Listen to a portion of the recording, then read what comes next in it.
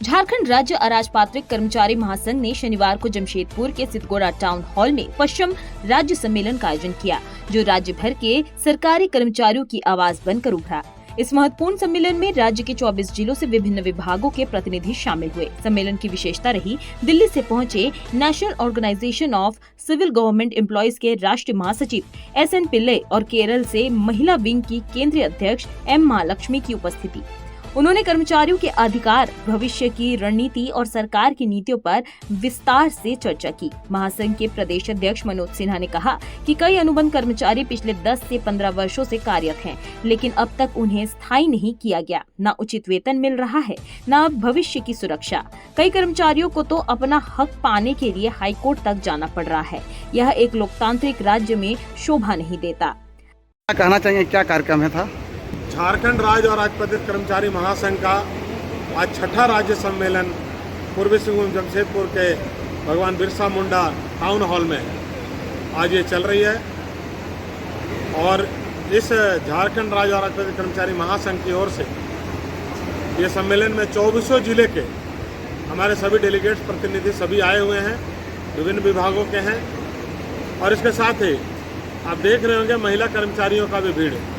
Hall पूरा भरा हुआ है, इसके बावजूद भी हमारे यहाँ संख्या कम हो रही है, यानी कि सीट कम हो गया है, लोग बाहर भी खड़े हैं। क्योंकि कर्मचारियों में एक आक्रोश है।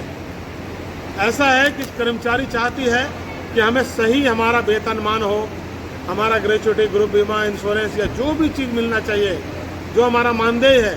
अनुबंध कर्मी जो हैं वो चाहते हैं कि हमारा अस्थायी कर्मी हम बने, लेकिन ये सरकार की गलत नीति के कारण अनुबंध कर्मी, आउटसोर्सिंग, ये सब बढ़ते जा रहे हैं और अस्थायी कर्मी खत्म होते चला जा रहा है। इसलिए हमारा संघ, महासंघ, ये मांग करता है सरकार से कि हमेशा जितने भी सरकारी पद है, हर पद पर अस्थायी कर्मी नियुक्त हो।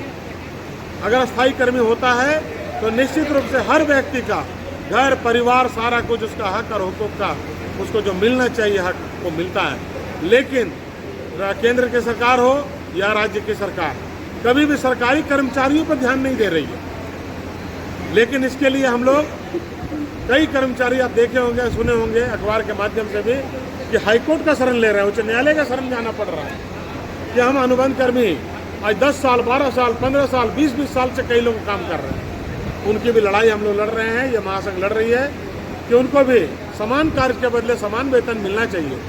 ये हमारा न्यायिक और हमारा हक है।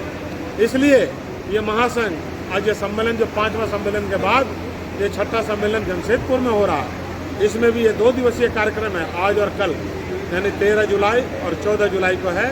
आज हमारा सामान्य परिषद का बैठक नहीं, ये ओपन सेशन है, हमारा खुला सत्र है। और कल हमारे सभी कर्मचारियों का सामूहिक बैठक होगा और उस सभा में हमारा निर्णय होगा और साथ में आंदोलन का भी हमारा रणनीति तय होगा और हमारा डिमांड भी फाइनलाइज कल करेंगे।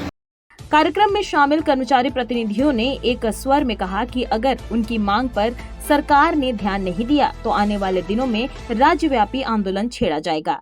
रामगढ़ से प्रतिनिधि अशोक मंडल का कहना है कि सरकार अगर अब भी चुप रही तो झारखंड में कर्मचारी क्रांति तय है। झारखंड राज्य अराजपत्रित कर्मचारियों का यह सम्मेलन अब राज्य कर्मचारी आंदोलन की आंधी बनकर उभरता नजर आ रहा है। सवाल अब सरकार के दरवाजे पर है, क्या सरकार संवाद करेगी या एक और महा आंदोलन झेलेगी? तब तक के लिए आप देखते रहिए मुनादी लाइव।